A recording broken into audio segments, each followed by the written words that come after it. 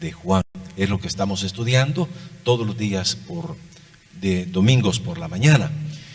Fíjense, hermanos, que tanto en el Antiguo Testamento como en el Nuevo Testamento encontramos un fenómeno que se ha dado, y es tratar de engañar a los que son del pueblo de Dios. Pero el engaño tiene que ver en relación a Dios, a su relación con el Señor. A eso me refiero del engaño, ¿verdad? Entonces, en el Antiguo Testamento, el pueblo de Dios era el pueblo de Israel. Y a ese pueblo muchas veces fue engañado, ¿verdad? Y terminó ¿cómo? Apartándose de Dios. Y cuando ellos se apartaban de Dios, el Señor cortaba las bendiciones y venía la disciplina para este pueblo, el pueblo de Israel. Usted puede verlo de una manera ilustrada. Ahí está en el libro de los Jueces, por ejemplo. Ahí usted puede ver al pueblo de Israel con esta característica: siendo engañados, yendo tras las vanidades, los dioses que no son dioses, etcétera, y terminaron apartándose del Señor. Ahora, en el Nuevo Testamento, el pueblo que Dios tiene hoy en día es la iglesia. No 4 paredes, sino la iglesia del Señor Jesucristo. Y fíjense, hermanos, que en tiempos de Juan, el apóstol Juan, esta iglesia también enfrentó el peligro de ser engañados para poder terminar apartándose de la verdad. Y por eso vamos a hablar en esta mañana sobre el tema cómo enfrentar los engañadores. Cómo enfrentar los engañadores, porque seguramente, hermanos, usted y yo tendremos personas cerca de nosotros que van a tratar la manera de engañarnos, ¿verdad? Y de apartarnos de nuestra fidelidad a Cristo, apartarnos de nuestro servicio al Señor, apartarnos de la comunidad donde nosotros estamos. Vamos a ver lo que dice en 1 de Juan capítulo 2, verso 25 hasta el final. Si usted lo tiene, me puede decir un fuerte y un gozoso amén, y si no, pues aquí aparece también en la pantalla. Amén. Dice así: os he escrito esto sobre los que os engañan, pero la unción que vosotros recibisteis de Él permanece en vosotros, y no tenéis necesidad de que nadie os enseñe, así como la unción misma os enseña todas las cosas, y es verdadera, y no es mentira. Según ella os ha enseñado, permaneced en Él. Y ahora, hijitos, permaneced en Él, para que cuando se manifieste tengamos confianza, para que en su venida no nos alejemos de Él avergonzados. Si sabéis que Él es justo, sabed también que todo el que hace justicia es nacido de Él. Que el Señor añada bendiciones a su santa palabra. Juan comienza, hermanos, en este pasaje diciendo: os he escrito sobre los que os engañan. No lo hacen de una manera ingenua, no lo hacen de una manera sin querer, no. Lo hacen con toda la intención, lo hacen con toda la premeditación, lo hacen, hermanos, de una manera intencionada, queriéndolo a usted sacar y apartar de la verdad.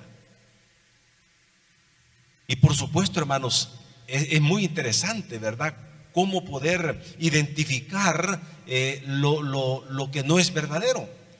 Cómo identificar un engaño es, bueno, es tremendo. Si alguien, el diablo, por ejemplo, si se aparece, ¿verdad?, y se aparece tal como él es, ese ser horripilante, terrible, si se presenta y dice: yo soy el diablo, yo soy Satanás, adorame a mí, nosotros sabemos, ¿verdad?, no vas a creer, ¿verdad? Pero si se presenta como ángel de luz, ¿qué tal ahí? Si se presenta como un ángel de luz, y dice en Corintios que el diablo se presenta, dice, como ángel de luz, y se presenta como un ser celestial, un ser espiritual. Allí sí corre el riesgo el creyente de poder ser engañado. Entonces el enemigo no se va a presentar de una manera clara. Los engañadores no se van a presentar de una manera clara, no, se van a presentar de una manera amigable. Yo soy cristiano también, y yo quiero lo mejor para ti. Pero ahí, en esa relación, ahí comienza el engaño. Y fíjense que dice, os he escrito sobre los que os engañan. Es con toda intención. Allá en el fondo, ellos saben lo que están haciendo, lo tienen muy calculado, lo tienen bien pensado. Y por eso cada acción que hacen, lo hacen con esa intención de poder afectar su vida espiritual y su relación personal con Dios y con sus hermanos de su comunidad. En el contexto de este pasaje, el apóstol Juan ha expuesto, hermanos, el tema de los que niegan la divinidad de Jesús. Es decir, los que dicen que Cristo no es Dios. Y dice Juan que el que niega que Jesús es Dios es el anticristo. Es mentiroso, la verdad no está en él. Dice en el versículo 22, vea lo que dice en ese mismo pasaje. Dice, ¿quién es el mentiroso sino el que niega que Jesús es el Cristo? Este es anticristo, el que niega al Padre y al Hijo. Todo aquel que niega al Hijo tampoco tiene al Padre. El que confiesa al Hijo tiene también al Padre. Cuando alguien dice, hermanos, que Jesús no es Dios, está negando al Hijo y está negando al Padre. ¿Por qué? Porque en esencia Jesús es Dios. El Padre es Dios, y no es que sean dos dioses, no. Es uno solo, manifestado en tres divinas personas. Por lo tanto, el que confiesa al Hijo tiene también al Padre. El peligro de la iglesia en tiempos de Juan es que estaba enfrentando tiempos, hermanos, donde ellos están siendo bombardeados por esa filosofía, por ese pensamiento, esa doctrina. Decir, Cristo fue un profeta, Cristo fue un enviado de Dios, pero no era Dios, negando la divinidad de Jesús. Y el peligro era ser arrastrados por esa corriente que se predicaba. También hablaban de un conocimiento que no lo da Dios, que no lo da la palabra. Usted necesita un conocimiento más profundo, decían ellos. Y ese conocimiento profundo, está bien la palabra, está bien la Biblia, pero el conocimiento más profundo que yo te ofrezco está fuera de la Biblia, porque es más profundo todavía. Y ahí viene la situación del conocimiento, así como Eva, ¿verdad? Fue tentada y cayó. Ustedes serán como Dios, conocerán el bien y el mal. Mire qué tremendo. Entonces, hermanos, es muy interesante porque aquí, rebajando a Jesús a un simple hombre mortal, enviado de Dios, un hombre extraordinario, sí, un hombre que hizo milagros, sí, pero que Jesús, dicen, quiso dejar a la humanidad un mejor vivir.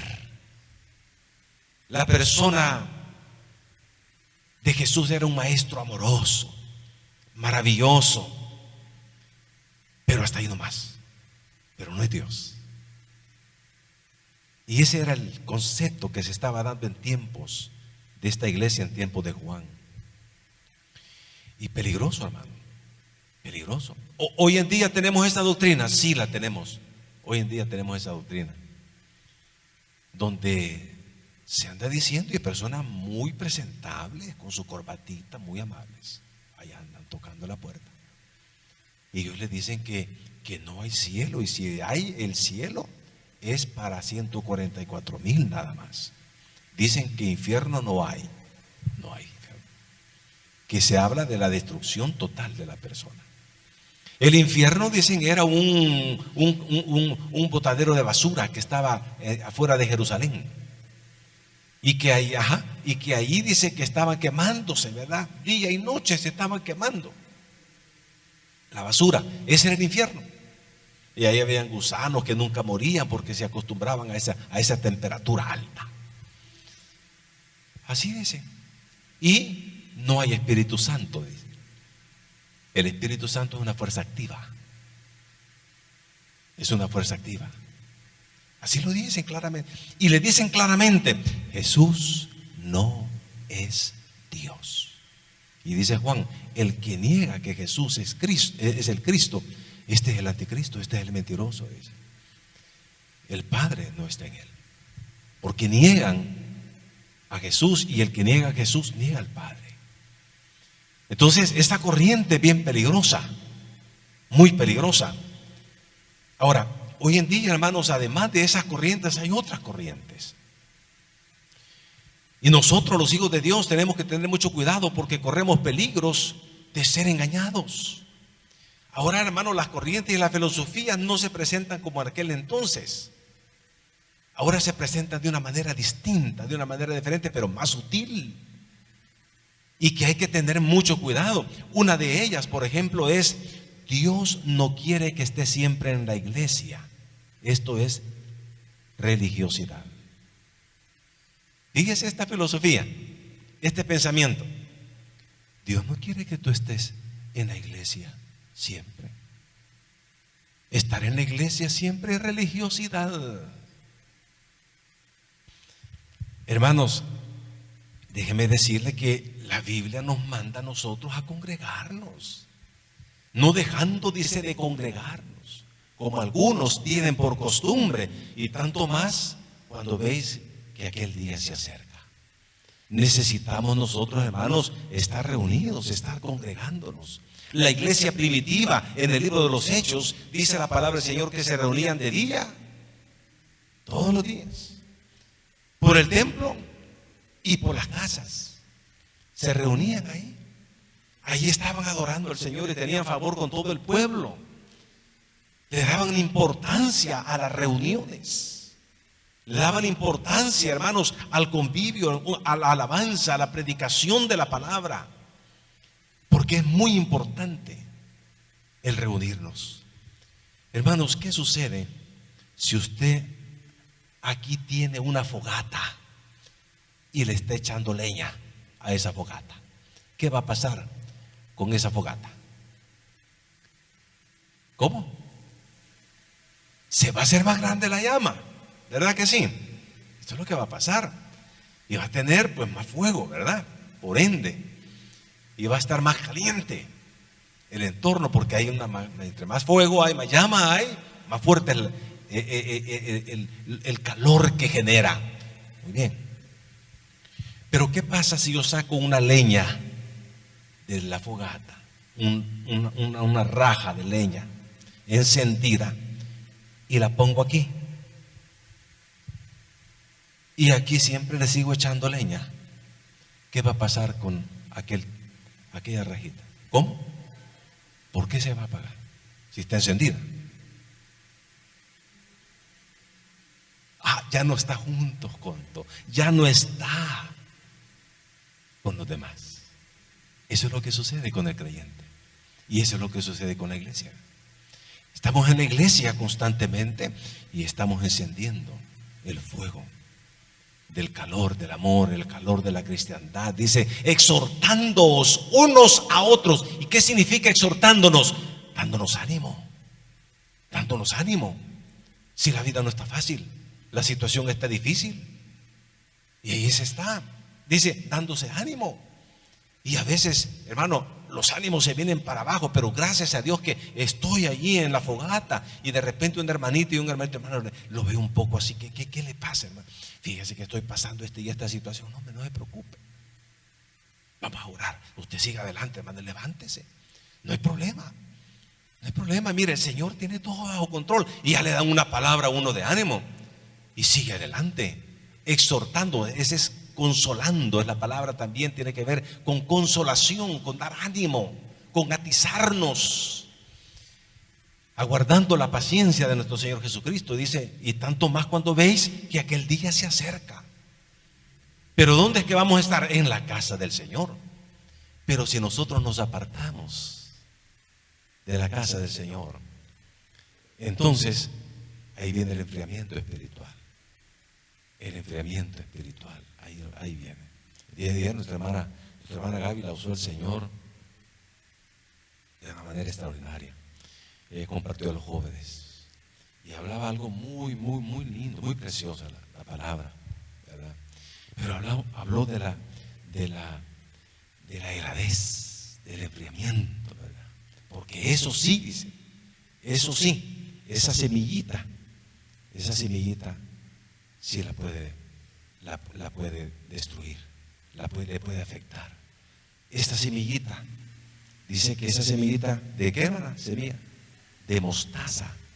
Dice que el fuego no le puede dañar, el agua no la daña, las temperaturas, porque es adaptable a las temperaturas, no la daña, dijo. Pero una cosa sí le puede hacer daño, es la heladez. Esa temperatura fuerte de helado, eso sí le puede dañar. Y eso es lo que puede pasar con el creyente. Y por eso el enemigo trata la manera de decirnos, no, dice, no pasé solo en la iglesia. No pasé solo en la iglesia. Esa es religiosidad, pasar en la iglesia. Hermanos, me decía un hermano hace algunos años que le decían en la casa, dice, tuvo serios problemas en la casa cuando él se convirtió al Señor y venía a la iglesia. Y en la familia le decían, vos solo en la iglesia pasás, hombre. Solo en la iglesia pasás. Y la mamá también le decía lo mismo, ¿verdad? Porque estaban acostumbrados de que el domingo en la tarde ellos se iban y salían a comer algo por allá, y de repente aquel hermanito se convierte al Señor, se bautiza y comienza a servir, y él quiere estar en la casa de Dios adorando al Señor. Y entonces cuando le decían, vamos, salgamos, vamos a comer aquí, vamos a comer ahí. No, porque yo tengo que estar en la iglesia, decía, porque a mí me necesita, yo necesito, decía, estar en la casa del Señor, decía este hermanito. Y tenía problemas, y le decían, es que solo en la iglesia querés pasar, solo en la iglesia pasás. No es cierto, no es cierto, porque el día lunes no tenemos cultos. Y el día martes, sí, pero hay célula. Muy bien, ¿cuánto tiempo tomamos para estar en la célula? 2 horas. La célula es de 1 hora, pero todo lo que nos llegamos y venimos y todo, hay 2 horas, dos horas. El día miércoles, otras 2 horas si venimos al culto, son 4 horas. El día viernes, otras 2 horas, 6 horas. Y el día domingo, en la mañana, son otras 2 horas, 8 horas. Y en la tarde, otras 2 horas, 10 horas. Muy bien. ¿Y cuántas horas tiene la semana? ¿Cuántas horas tiene la semana? ¿Algún matemático ahí? ¿O dejamos de tarea? Bueno, un día tiene 24 horas. Un día tiene 24 horas. No pasamos ni un día en la iglesia, porque solo son 10 horas. La mitad de un día a la semana. A la semana. No es al día, no, a la semana. Entonces no es cierto que solo pasamos metidos en la iglesia. Pero el enemigo es astuto. Entonces, estar en la casa de Dios es un mandato del Señor. Otra falsa enseñanza que se está ahí, ¿verdad? Que es bien peligroso para el creyente dice, yo me relaciono con Dios todos los días, pero no quiero saber nada de iglesias. Estoy harto de tanta hipocresía. Y esta es una corriente muy fuerte que está ahora, hoy en día. Una corriente muy fuerte. No, mire, yo con Dios, yo tengo una relación preciosa con Dios. Pero de iglesias, no quiero saber nada de iglesias, son un atajo de hipócritas. Pues déjeme decirle que dice la Biblia que Cristo es la cabeza de la iglesia. Y que la iglesia es la esposa de Cristo, la cual Él compró con su sangre. Cristo amó a la iglesia, se entregó a sí mismo por ella para santificarla, dice la palabra, habiéndola purificado en el lavamiento del agua por la palabra, a fin de presentársela a sí mismo una iglesia gloriosa, que no tuviese mancha ni arruga ni cosa semejante, sino que fuese santa y sin mancha. La iglesia, hermano, está unida a Cristo. Y Cristo está unido a la iglesia. Usted y yo no podemos tener relación con Cristo sin relacionarnos con su iglesia, porque está unida. Cristo es la cabeza. Nosotros tenemos una cabeza Esta es la cabeza, pero está unido al cuerpo. Y alguien dice, mire, yo con la cabeza yo me relaciono bien, pero no con el cuerpo. No se puede. Es que no somos como el varón Ashler, ¿verdad? Que la cabeza la andamos aquí, hermano, y el cuerpo a este lado, ¿verdad? No. La cabeza la tenemos dentro, aquí está, unida al cuerpo, pues la iglesia es el cuerpo de Cristo. Cristo es la cabeza. No podemos tener relación con Cristo sin su iglesia. Y esto, hermanos, puede ser muy peligroso. No podemos tener una comunión con el Señor sin su iglesia. Las dos cosas están ahí unidas. Es muy importante eso. Pero el enemigo es bien astuto y se oye bonito, ¿verdad? No, yo con Dios, yo estoy muy bien con Dios. Mi relación con Dios es maravillosa. Yo a Él lo amo, yo con Él estoy, pero con la iglesia no quiero saber nada de iglesia. No, permítame. Un momentito. La iglesia de Cristo es lavada con su sangre preciosa. Y la iglesia es el cuerpo de Cristo. Una tercera corriente falsa, hermano, que se anda dando y es muy peligrosa para los creyentes, es: usted debe congregarse en una iglesia donde se sienta bien. Fíjese ese pensamiento. Mire qué tremendo, y suena bonito. Usted debe congregarse en una iglesia donde se sienta bien. Pues déjeme decir, hermano, que la iglesia no es para sentirse bien. Si alguien quiere sentirse bien en un lugar, porque un circo, un baile, un cine, un parque, la iglesia es para adorar a nuestro Señor Jesucristo. Venimos no para nosotros, sino para Él, para adorarle, para exaltarle, para cantarle al Señor y decirle: Señor, gracias por esta semana que tú me has dado. Aquí vengo, Señor, hago acto de presencia para poder decirte que tú eres mi Dios. La adoración a Él, eso es lo importante, hermanos. Eso es muy importante. Algunos dicen: es que no me siento bien en esa iglesia. No me siento bien en esa iglesia. Mejor me voy a otra iglesia donde me sienta bien adorando al Señor. Hermanos, si alguien no se sienta bien adorando en un lugar específicamente, el problema no es el lugar. No es el lugar. El problema es la actitud en nuestro corazón, que no es la correcta. Porque cuando una persona tiene la actitud correcta para adorar al Señor, debajo de un palo puede estar ahí y se siente: Señor, aquí estoy delante de ti. Ya no digamos un templo como este, o en una célula, o en un lugar, dice la Biblia, donde están 2 o 3 congregados en mi nombre, ahí estoy yo en medio de ellos. Entonces, ¿cuál es el problema? La actitud interna, la actitud de mi corazón. Ahí está el problema. ¿Qué hay que hacer? Cambiar esa actitud. Cambiar esa actitud. Y cuando cambiamos de actitud, entonces vamos a darnos cuenta que la cosa es diferente. Entonces nos vamos a dar cuenta que funcionamos bien.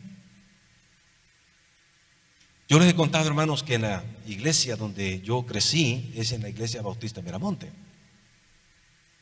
Y era una iglesia de clase media, media alta. No media baja, no, media alta. Porque en aquellos tiempos las casas de la colonia Miramonte no se podían dar a una sola persona. Era un requisito para vender una casa de esas. No se vendía a una sola persona. Tenía que vendérsela al matrimonio. Al matrimonio. Pero no cualquier matrimonio. Porque tenía que ser un matrimonio profesional. Si uno de los dos no era profesional, tampoco se la vendían. Aunque le pagaran cash, constante y sonante, no se la vendían. Es profesional. Y tenía que presentar su título. Los dos profesionales. Entonces sí optaban por la venta de esas casas. Por eso es que era de media alta. Muy bien.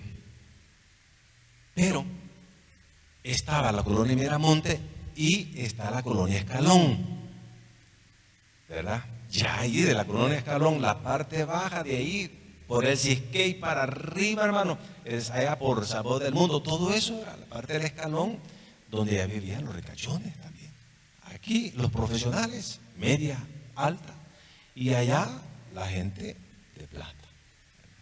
Bueno, ahí vivían los imán. Y entonces, como ya mucha chusma se fue por esta zona de por aquí, decía, se fueron de ahí los ricachones, ya no viven ahí. De hecho, ahora en el centro comercial que tienen ellos, que hicieron ellos allí, lo único que dejaron es la casa. Ahí vivían ellos. Esa casa que se mira ahí en galería es la casa de ellos. Lo único que dejaron. Ahí vivían. Entonces todos ellos se han ido de esa zona. Ahora están en la cordillera del Bálsamo. Allá están las mansiones. Bueno, el punto es el siguiente. Yo, fíjese bien, no vivía ni en la Miramonte ni con los ricachones en el Escalón. Yo vivía en la zona marginal. Amén. En la zona marginal vivía yo, fíjense. En la zona marginal, ahí vivía yo. Entonces le decían zonas en vía de desarrollo, le decían. Otras personas más fuertes le decían Tiburio, le decían. Tremendo, pero bueno, ahí. Entonces, como la iglesia Miramontes, la iglesia de Bautista Miramonte estaba en la colonia Miramonte, y mi papá era el que trabajaba ahí, el conserje de la iglesia, yo iba a la iglesia y yo me reunía con los jóvenes también. Unos jóvenes, ¿qué? 75 jóvenes, 80 jóvenes en aquel entonces. Estaban reuniéndose los días sábados. Pero todos ellos, hijos de los señores, ¿verdad? Que tenían sus ingresos. Pero yo no tenía. Entonces, todos los demás con buenos pantalones, con buenos blue jeans, con zapatos Adidas, ¿verdad? Buenos zapatos, All Star, camisas con un lagartito aquí, ¿verdad? Y yo no, mi hermano, si yo mi Baracos Pro tenía yo ahí, ¿verdad? Una camisita ahí, un pantaloncito ahí. Pero se reunían los hermanos y estaban cantando al Señor, alabando al Señor, y se predicaban, todos estaban así. Y había una ala de este lado de aquí, que ahí estaban las bancas solas. Todos estaban aquí, y allá en esa ala estaban solas las bancas. Allá me iba a sentar yo. Allá. A un ladito allá. Me les quedaba viendo yo. Estos son hipócritas. Decía yo, fíjate ahí, yo allá, estos son hipócritas. En mi mente yo. Y entonces, a veces el hermano que estaba dirigiendo decía, Fidel, venite para acá. No. Yo no quería estar, no me sentía bien ahí con los jóvenes que tenían su dinero. Y siempre me sentaba allá, yo solo. Y terminaba, yo me iba. Pero con el tiempo llegó un joven y se acercó. ¿Y qué tal? ¿Cómo te llamas? ¿Cómo te llamas? Fidel. Ah, qué bueno. Fidel, yo quiero invitarte a una reunión que yo tengo, un grupo Ágape. Te quiero invitar. No, le digo, no me interesa. No, venite. Nos estamos reuniendo tal día. A regañadienta fui. Y tenía también otros jóvenes por ahí. Después de ahí nos fuimos a comer ahí a Metro Sur. Nos invitó a comer ahí, ¿verdad? A comerse una sudona, una dona ahí. Y bueno, te espero el próximo sábado. Y de repente me comenzaron a incluir. y venía a un campamento a Montesión, Guatemala. Yo quiero, dijo, ese era mi líder, yo quiero que todos nosotros de mi Ágape, de mi grupo Ágape, todos vayamos a ese campamento a Montesión, Guatemala. Y yo dije, esto está difícil, porque habrían 60 colones. 60 colones. ¿Y cómo? Pues mi papá no me iba a dar 60 colones. Y yo le dije, no, fíjate que conmigo no contés porque yo no voy a poder ir allá. No, hombre, me dice, oremos, que el Señor provea. Porque yo quiero que todos nosotros vayamos al retiro de Montesión, Guatemala. Oremos. Bueno, comenzamos a orar. Y cada semana me preguntaba, ¿cómo está? ¿Ya alumbré el sol? No, todavía no, le digo yo. Está bien oscuro. No hay nada. Bueno, seguí orando, me decía. Y se acercaba el tiempo. En agosto era el retiro. Se acercaba el tiempo. ¿Y qué pasó, Fidel? No, le digo, no, es que yo no tengo. En realidad yo no tengo. No tengo yo para ir, honestamente. Bueno, quisiera, pero no tengo. Seguí orando, papá. Seguí orando. Mientras tanto, reuniéndonos, ¿verdad? Y toda la situación. Entonces llegó el momento donde esta semana es la semana límite para inscribirse y pagar. Pasada esta semana ya no se van a aceptar personas. La semana límite, ¿qué pasó, Fidel? Ya están los $60 colones por ahí. No, le digo, fíjate que no, la verdad que no tengo. Ok, sigue orando. Bueno, se cerró la semana límite. Y entonces dice, bueno, dice el líder, pues preparen maletas todos, nos vamos todos, digo, al retiro espiritual. No, le digo yo le he pagado, le digo. Fidel, alguien pagó tu lugar. El Señor usó a alguien. ¿Quién? No te voy a decir, pero alguien pagó tu lugar. Dijo, yo voy a pagarle a Fidel. Y entonces ya me involucré, pero mi actitud comenzó a ser diferente. Y entonces fui parte de aquel grupo. Y me di cuenta que no era así como yo pensaba. No era el hogar, no eran los jóvenes, no era su posición social, era mi actitud interna del corazón. Hermanos, cuando uno se va a adorar al Señor, hay que revisar nuestra actitud. No me siento bien ahí. Revise su actitud, ¿por qué no se siente bien? No es cuestión de problemas de la hermana, del hermano, del líder, de los hermanitos, no, de la alabanza, de la predicación, no, es la actitud en el corazón. Y dice la Biblia, hermanos, sobre toda cosa guardada, guarda tu corazón, porque de él mana la vida. Dele un fuerte aplauso al Señor. Gloria a ti, Señor Jesús. Esas palmas son para mi Señor Jesucristo. Vamos a orar. Amante Padre que está en el cielo, gracias, Señor, por esa hermosa palabra. Padrecito lindo, ayúdenos a tener sabiduría y discernimiento, Señor. A tener gracias, Señor, también para las personas que nos rodean. Padre, y a poder integrarnos en amor, en unidad, Padre amado. En esa misma actitud yo quería preguntar si hay alguna persona que no ha recibido a Jesús en su corazón. ¿Habrá alguna persona o una persona